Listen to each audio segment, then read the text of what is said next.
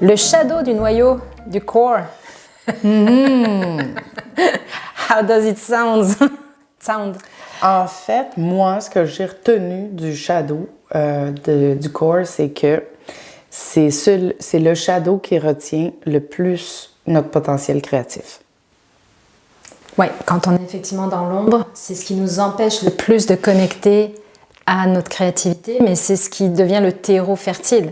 Oui, un ne va pas sans l'autre. Toi, t'as quoi dans le shadow? Confusion.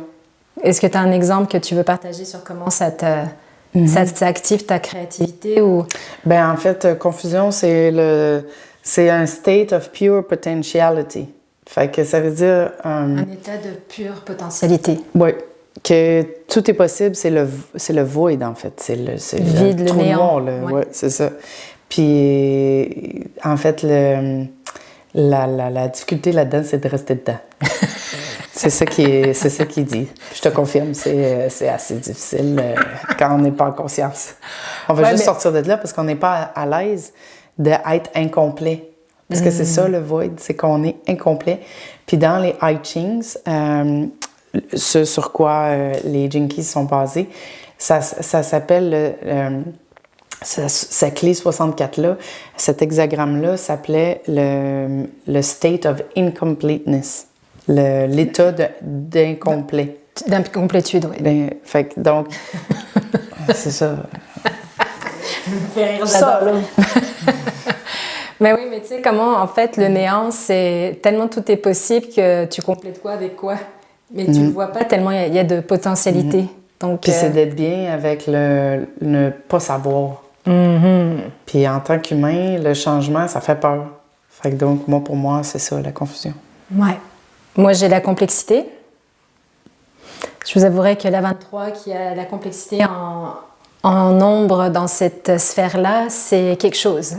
C'est comment, puis en plus, ce qui m'a complexifié la patente, c'est que c'est la clé dans laquelle il a publié les 2 interprétations qu'il a faites de la 23. Donc, au lieu, alors que le dont on va en reparler tantôt, c'est la simplicité. Donc, comment en fait, il y a 2 interprétations. Alors, tout est soit dans le timing de faire les choses au bon moment, ou soit dans le sentiment d'accumuler par peur de manquer quelque chose. Donc, on va le résumer comme ça pour l'instant. Mais ça, c'est les dilemmes de ma 23 et de ma complexité. Et je m'observe énormément comment, effectivement, puis il dit dans cette ombre-là particulièrement, en fait, quand vous contemplez votre ombre, le shadow work, le travail de l'ombre ne devrait pas être quelque chose de lourd et de fastidieux. C'est comment vous pouvez aimer être là-dedans. On vous rappelle qu'on est dans la sphère du haut noyau, qui est la dernière sphère de la séquence de Vénus et donc de la séquence de l'amour. Donc comment on peut aimer jouer avec cette ombre-là, pas être si tight and stiff, tu sais, comme il dit, d'être trop rigide ou très focus juste sur le shadow, mais de le contempler dans son ensemble. Oui, puis en fait, c'est extraordinaire parce que c'est rempli de potentiel, ce shadow-là. C'est ton plus grand talent qui est caché à l'intérieur de ce shadow-là. Donc, ça peut juste être extraordinaire, la manière que ça va sortir de là, tu sais. Fait que pour moi, je le vois comme plein de potentiel, en fait. Fait que puis aussi, c'est d'y aller à contempler, à se rappeler le CD dans le shadow. Donc, c'est important, on prend son CD, on le met dans son shadow. Moi, ce que je t'inviterais à faire aussi, c'est de voir comment ce gift-là, ce talent-là, est au service de ta vie et au service des autres, en étant ton plus grand talent que tu es venu servir le monde avec. Oui, parce qu'au cœur de cette ombre-là, pour revenir à l'ombre, c'est que comment tu vas réussir à percevoir ton cœur, ton amour, au milieu de toutes ces difficultés que tu vis à travers cette basse fréquence, au milieu de toute la souffrance que tu peux vivre, mais là où tu vas pouvoir percevoir le plus petit aspect d'amour qu'il pourrait y avoir.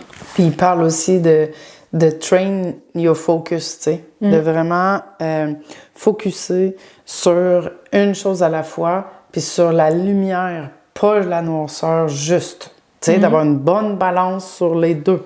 Parce qu'on ne fait pas juste la lumière, on ne fait pas juste la noirceur, on fait les deux. Et puis, quand on a une bonne balance sur les deux, ben là, c'est là que le shadow s'ouvre, en fait. Le shadow s'ouvre et puis te permet d'aller à une profondeur de conscience qu'on n'avait jamais vue encore. Ouais. Magnifique. Quel beau mot de la fin. Moi, je resterai là-dessus en vous souhaitant une bonne contemplation.